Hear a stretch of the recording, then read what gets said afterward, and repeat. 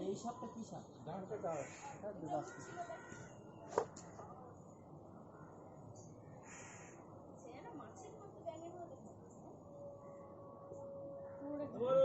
হ্যাঁ হ্যাঁ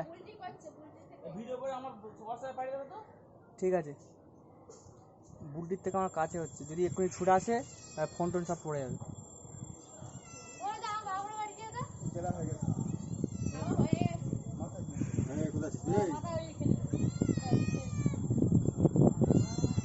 তুই সোজা তুই আমার পাত্রা চটকে গেলি।